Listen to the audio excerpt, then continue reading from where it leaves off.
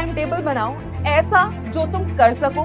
Start करो छोटे छोटे गोल से, छोटी छोटी बकेट लिस्ट से कि हाँ आज मेरे को इतना करना है। लेट नाइट स्टडी करना या अर्ली मॉर्निंग स्टडी करने में सबसे इंपॉर्टेंट मैटर करता है कि आपकी बॉडी कितनी रिलैक्स्ड है। सो मेक श्योर कि ये जो न्यूमेरिकल्स वाले चैप्टर्स हैं, जो न्यूमेरिकल वाले आपके सब्जेक्ट्स हैं, उनको तुम एटलीस्ट आप डेली प्रैक्टिस करो। तुमने कोई टॉपिक उठाया, उसको एक साथ नहीं पढ़ना, ठीक है, उसको पार्ट्स में डिवाइड करो। थोड़ा पढ़ा, उसको टेस्ट किया, फिर पढ़ा, फिर टेस्ट किया, तुम्हारा कॉन्फिडेंस ग्रेजुअली बिल्डअप होगा। तो तुम्हें पता है कि तुम्हारा डेली रूटीन कैसा रहता है, तुम्हारा स्कूल टाइमिंग क्या है, इनका ब्रेक टाइमिंग क्या है, और तुम्हें सुबह पढ़ना पसंद है या रात को पढ़ना पसंद है। हेलो मैम, कैसे हो आप? बढ़िया बढ़िया सर, आप बताओ। अरे बहुत बढ़िया मैम। क्लासेस तो स्टार्ट हो गई, लेकिन बच्चों का ना एक रेगुलर क्वेश्चन आ रहा था कि टाइम टेबल कैसे बनाया जाए, मतलब वो टाइम टेबल जिससे क्लास के अंदर बहुत अच्छा परफॉर्म किया जाए।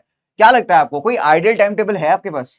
यार मुझे ऐसा लगता है सर कि ना टाइम टेबल बच्चे को अपने आप खुद से बनाना चाहिए, क्योंकि तुम्हारा दिन कैसा जाता है वो तुमसे बेहतर हम भी नहीं जानते और कोई भी नहीं जानता।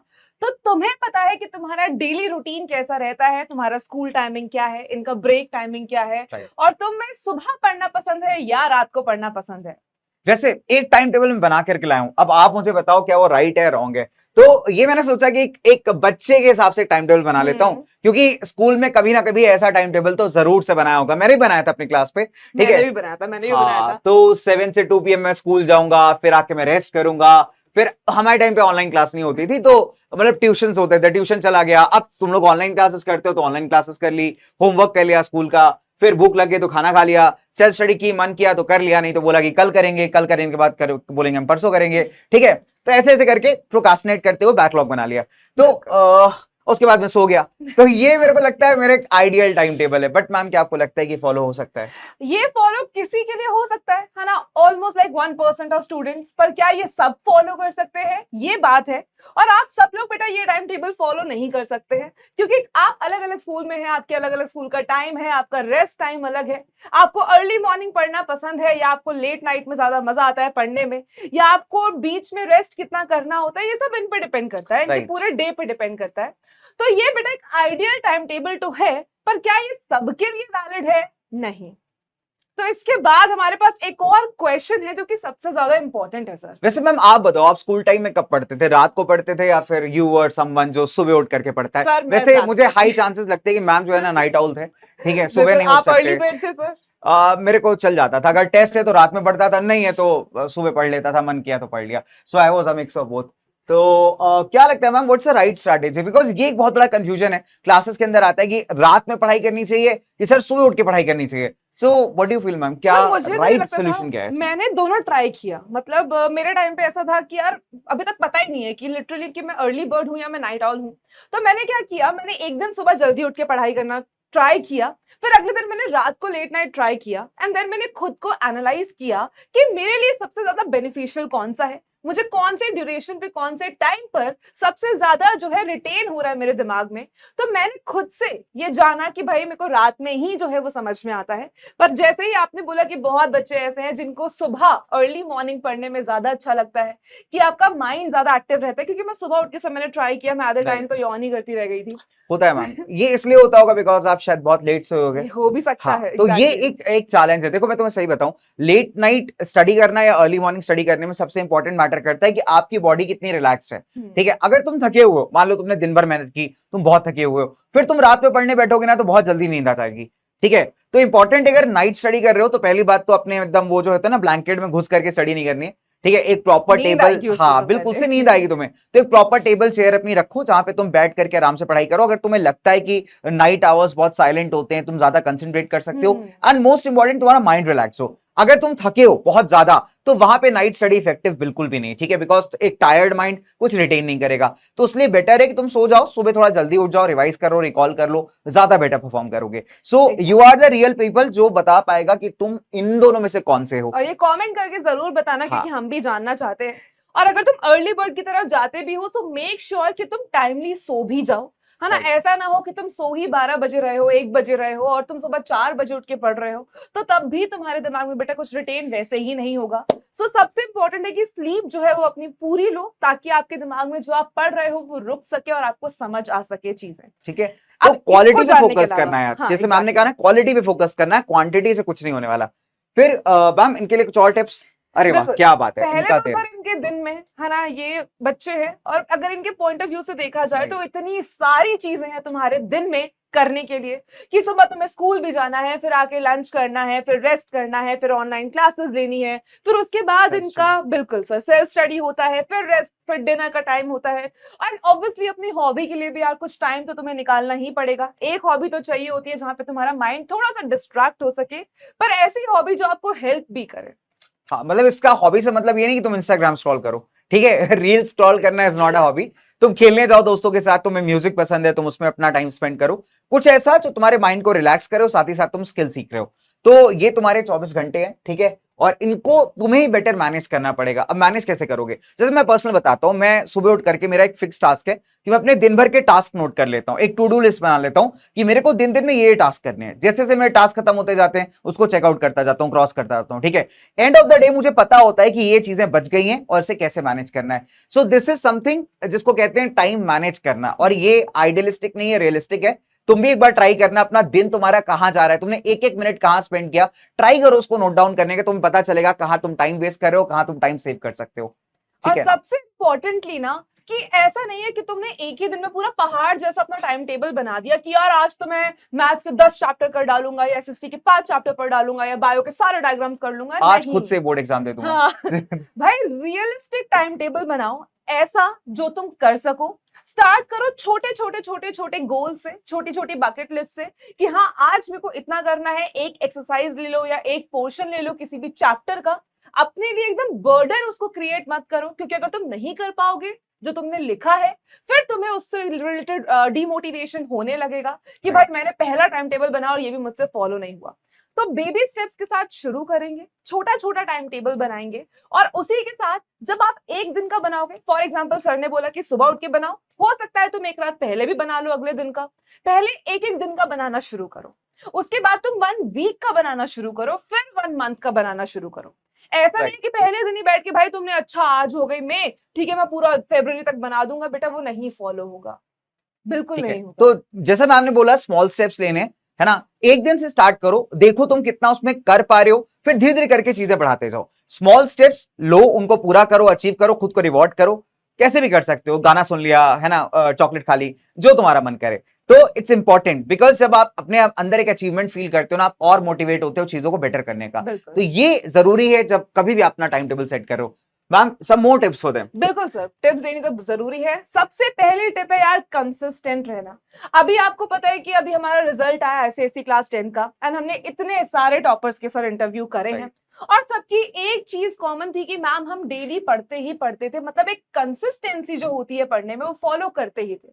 चलो मान लिया कि किसी दिन आपको कहीं जाना है, कोई काम है इंपॉर्टेंट, लेट इट बी, कोई बात नहीं। अगर आपको उस दिन में आधा घंटा भी मिल पा रहा है, 20 मिनट भी मिल पा रहे हैं, तो उसको भी पढ़ेगा। वेस्ट मत करो, उसको भी यूटिलाइज करो। प्रैक्टिस देखो सबसे इंपॉर्टेंट बात है। तो जो तुम्हारे सब्जेक्ट्स ऑलरेडी स्ट्रांग है उनको रिवाइज करने में टाइम कम लगेगा, लेकिन जो सब्जेक्ट कमजोर है वो तुम्हारा ज्यादा समय लेके जाएगा। तो ऐसे सब्जेक्ट्स को ना हमेशा पार्ट्स में डिवाइड करके पढ़ो। तुमने कोई टॉपिक उठाया, उसको एक साथ नहीं पढ़ना, ठीक है, उसको पार्ट्स में डिवाइड करो। थोड़ा पढ़ा, उसको टेस्ट किया, फिर पढ़ा, फिर टेस्ट किया, तुम्हारा कॉन्फिडेंस ग्रेजुअली बिल्डअप होगा, तुम बेटर होगे उस सब्जेक्ट्स के अंदर। सो प्रैक्टिस करना है, कंसिस्टेंट रहना, नहीं बन रहा कुछ दोबारा ट्राई करो, लेकिन हारना नहीं है, सबसे इंपॉर्टेंट बात ये है, ठीक है। इसके अलावा क्या बात है, डेली रिवीजन, ये तो इंपॉर्टेंट है भाई। रिवाइज नहीं करोगे दिमाग भूल जाएगा, फिर अगले दिन आओगे फिर स्टार्ट करना पड़ेगा। बिल्कुल। तो सबसे पहली चीज, अगर आप कोई भी चीज नहीं है जो कि आज आप पढ़ रहे हो, तो प्लीज कोशिश करो कि उसको विद इन 24 नेक्स्ट आवर्स में आप एक बार रिवाइज कर लो। अगर आप आज कोई नया कंसेप्ट समझ रहे हो, सीख रहे हो, याद कर रहे हो, तो अगर आप उसको विद इन 24 आवर्स में रिवाइज करने के लिए जाते भी हो, तो जितना आपको इनिशियली टाइम लगा था उससे हाफ या उससे भी कम टाइम लगता है। सो मेक श्योर कि आप विद इन 24 आवर्स या मैक्सिमम 48 आवर्स के अंदर जो है, जो पहला पढ़ा हुआ है वो रिवाइज करो। बहुत इंपॉर्टेंट है, तुम्हारा दिमाग फ्रेश है ना, तुम फटाफट से रिकॉल कर पाओगे, राइट। और एक और इंपॉर्टेंट बात, तुमने जो हफ्ते भर में पढ़ा उसको रिकॉल करने का बेस्ट तरीका क्या है? अपने वीकेंड्स का इस्तेमाल करना। सैटरडे है, संडे है, तुम पता है संडे स्कूल नहीं जाना, छुट्टी है, थोड़ा ज्यादा टाइम है। सो मेक श्योर करो कि तुमने वीक में जो जो काम तुमने कर लिया उसको रिकॉल कर लेना है। कोई बैकलॉग्स है उसे कंप्लीट करना है, ठीक है। जितना कम बैकलॉग बनाओगे ना बेटा, उतना ज्यादा, मतलब कहते हैं ना, आप कम प्रेशर के अंदर रहोगे and you'll be more consistent. साथ ही साथ आसानी से सब्जेक्ट्स आपको आएंगे, आप आगे बढ़ते जाओगे, राइट। चले और अब भी टिप्स है, एक क्या बात गोल्डन है। रूल है, गोल्डन रूल है कि देखो तुम्हें पता है कि यार न्यूमेरिकल वाले जो सब्जेक्ट्स होते हैं ना, जैसे मैथ्स हो गया, फिजिक्स हो गया, पार्ट ऑफ केमिस्ट्री हो गया, तो ये पोर्शन ऐसा है जिसमें से बहुत ज्यादा वैरायटी ऑफ क्वेश्चंस बन सकते हैं। मतलब ऑफ कोर्स आपकी बुक में से डिजिट्स चेंज करके या लैंग्वेज चेंज करके बहुत ही ज्यादा वैरायटी ऑफ क्वेश्चंस आते हैं पेपर में। सो मेक श्योर कि ये जो न्यूमेरिकल्स वाले चैप्टर्स हैं, जो न्यूमेरिकल वाले आपके सब्जेक्ट्स हैं, उनको तो एटलीस्ट आप डेली प्रैक्टिस करो, चाहे 20 मिनट्स मैथ्स, 20 मिनट्स फिजिक्स या 20 minutes physics then 20 minutes chemistry, ऐसे आप ऑल्टरनेट डे पे उनको पेयर अप कर लो, है ना, ताकि आप लोग बेटा अच्छे से न्यूमेरिकल में स्ट्रांग हो सको। और जब आप न्यूमेरिकल्स में स्ट्रांग हो जाओगे तो एनी हाउ आपका कॉन्फिडेंस बूस्ट होगा ही होगा। और इनफैक्ट मजा भी आता है जब न्यूमेरिकल्स हमारे बनते हैं ना, या मैथ्स के क्वेश्चंस बनते हैं, तो एक कॉन्फिडेंस अपने आप बिल्डअप होता है, and that helps a lot, right. वैसे अगर तुम देखो थियोरेटिकल सब्जेक्ट्स है तुम्हारे, एसएसटी है, इंग्लिश है, बायो है, इसके जो नोट्स है तुम्हारे, उसको तुम रिवाइज करो, बिकॉज थ्योरी है, काफी सारा पढ़ना है, तो तुम्हारा दिमाग भूलता रहेगा। जितना उसको रिकॉल कराओगे, तुम्हें रट्टा नहीं लगाना, तुम्हारे पास नोट्स है, तुमने खोल लिया, उसको रीड कर लिया, एक बार, दो बार, तीन बार, चार बार, ठीक है, कुछ क्वेश्चन सॉल्व कर लिए, तो तुम्हारा दिमाग उस चीज को ना रिटेन कर सकता है। फ्लैश कार्ड्स बना सकते हो, छोटे छोटे फ्लैश कार्ड्स तुमने बना लिए, एक अच्छा तरीका रिवाइज करने का, राइट। इसके अलावा मैप्स एंड डायग्राम्स इंपॉर्टेंट है, बिकॉज तुमको पता है कि उसके अच्छे नंबर तुम्हें मिलते हैं पेपर में। सो अगर पूरे साल भर लगातार उन्हें प्रैक्टिस करोगे, तुम्हें पता है कि कौन से आने वाले हैं। स्कोरिंग भी है हाँ, ना सर? स्कोरिंग भी है, काफी स्कोरिंग भी है, तो बिल्कुल। बोर्ड्स के अंदर फिर तुम्हें एकदम से प्रॉब्लम नहीं पड़ेगी, ठीक है। और मैम बोर्ड्स के टाइम पे क्या बात है, अच्छा उससे पहले कंसेप्ट बिल्डिंग बहुत जरूरी है। बिल्कुल, तो ना बहुत बच्चे, ठीक है, जब भी अभी ये टॉपर्स का इंटरव्यू लिया है सर, बहुत बच्चों ने ये बोला है कि मैम इनिशियली ना सबको देख के मुझे ऐसा लगता था कि यार सब अपना मई तक सिलेबस कंप्लीट कर रहे हैं, जून जुलाई तक सिलेबस कंप्लीट हो जा रहा है लोगों का 10th का। पर बेटा इतना प्रेशर लेने की भी जरूरत नहीं है। अगर तुम्हें एक क्लास एक साल के हिसाब से दी है तो उस टाइम को यूटिलाइज करो। तुम कंसेप्ट जो है उसको बहुत स्लोली लेकिन स्ट्रांगली बिल्डअप करते चलो, क्योंकि एक साथ अगर तुम इतना सारा पढ़ लोगे तो ऑब्वियस सी बात है आधी चीजें भूल जाओगे, आधी चीजें तुम्हारे दिमाग में मर्ज हो जाएंगी और एग्जाम आते आते तुम पैनिक करने लगोगे। सो ऐसा कोई भी रूल नहीं है कि तुमको जून जुलाई तक अपना सिलेबस कंप्लीट करना है। Don't pressurise yourself. आपके पास पूरा टाइम है, नवंबर दिसंबर तक का भी टाइम है, क्योंकि फेब में आपके एग्जाम है।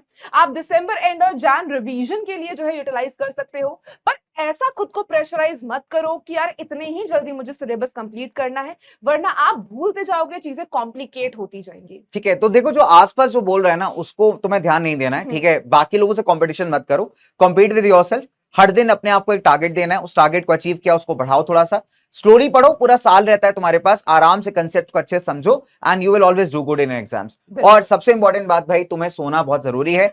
तुम्हारा दिमाग अगर रेस्ट पे नहीं होगा तो तुम कोई भी चीज प्रोसेस नहीं कर पाओगे।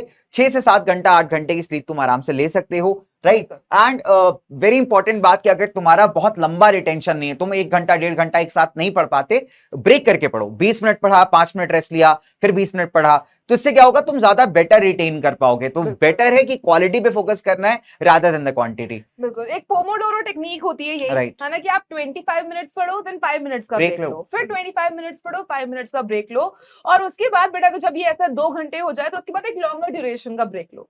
पर एक साथ तुम 3 4 5 6 घंटे लगातार मत पढ़ो, क्योंकि उसका कोई फायदा भी नहीं है। तुम अपनी बॉडी को बहुत ज्यादा प्रेशराइज कर रहे हो उस चीज में, अपने दिमाग को बहुत ज्यादा प्रेशराइज कर रहे हो, जो कि तुम्हें नहीं करना है।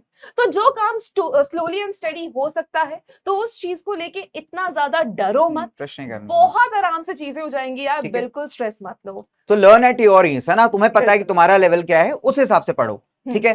And most important, December to January, ये तुम्हारा पता है ये क्या है, गोल्डन पीरियड, ये गोल्डन पीरियड है, ठीक है। और यहाँ पे अगर तुमने विन कर लिया तो बहुत आसानी से तुम एग्जाम्स के अंदर अच्छा करोगे जाकर के, ठीक है। सो मैम क्या लगता है दिसंबर टू जैन का स्ट्रैटेजी क्या होना चाहिए? भाई Especially? सबसे पहले तो सैंपल पेपर सॉल्व करने शुरू करो, और टाइम बाउंड। ऐसा नहीं है कि अच्छा 2 क्वेश्चन कर लिए घूम कर आ गया, फिर 5 क्वेश्चन कर लिए घूम कर आ गया, नहीं। अपने आप को ऐसा प्रिपेयर करो कि आप एग्जाम इन्वायरमेंट में बैठे हो, आपके पास सिर्फ वही 3 घंटे हैं। अगर आप बेटा एग्जाम में आप जाते हो, 3 घंटे आपके पास टाइम बाउंड आपको करना होता है, तो वही चीज पहले से अगर आप प्रैक्टिस करोगे तो आप एग्जाम टाइम में पैनिक नहीं करोगे। सो मेक श्योर कि आप उस चीज को ध्यान रखो। जब दिसंबर जान का टाइम आएगा तब अपने specimen paper, sample papers, mock test papers, इनको टाइम बाउंडेड करो, ठीक है। टाइमर सेट कर लो, दिन निकाल लो वीकेंड्स के अंदर, और बिल्कुल जैसे एग्जाम में पेपर देना है ना, बिल्कुल सेम टाइम लगा के, सेम ईमानदारी के साथ तुम्हें एग्जाम देना है। दैट डजंट मीन कि तुम्हें खुद को प्रेशराइज करना है, प्रेशराइज नहीं करो, ठीक है, लेकिन काम रह करके प्रैक्टिस करो, जितना प्रैक्टिस करोगे उतना कॉन्फिडेंट होते जाओगे। तो ये बिल्कुल। बहुत बहुत बहुत इंपॉर्टेंट तुम्हारे लिए। एंड डिसिप्लिन रहना है, खुद से बिल्कुल भी डिसऑनेस्टी नहीं करनी है, ठीक है। बिल्कुल ऐसा नहीं कि पेपर सॉल्व कर ले तो तुमने देख करके आंसर लिख लिया। ट्राई सॉल्विंग इट योरसेल्फ, फिर बाद में नहीं बनता तो ऑब्वियसली बात है आंसर की रेफर करो, वीडियोस हैं बहुत सारे, बैच के वीडियोस रहते हैं, रेफर टू दैट, लर्न करो उस पार्ट को and then improve upon it, right. बिल्कुल। चलो, और इसी एंड के साथ प्रेशराइज नहीं नहीं करना करना है है, खुद को, बिल्कुल। Most important. एंड ये अपने ऊपर बिलीव रखना है तुम्हें कि यार तुम कर सकते हो, यू कैन डू इट। कोई रॉकेट साइंस नहीं है तुम्हारे लिए अभी जो बहुत ही ज्यादा टफ है। It is a easy part of your life, तो उसको इजीली लेके करो, लेकिन कंसिस्टेंटली करो, ताकि तुम जो कर रहे हो उसमें जो तुम्हारा गोल है उसको अचीव कर सको। So you can do it, and comments में जरूर डालना that I can do it, I want to see that. Thank ठीक यू है, so much. So all the very best guys, and wait रहेगा तुम्हारे कमेंट्स का। बाय।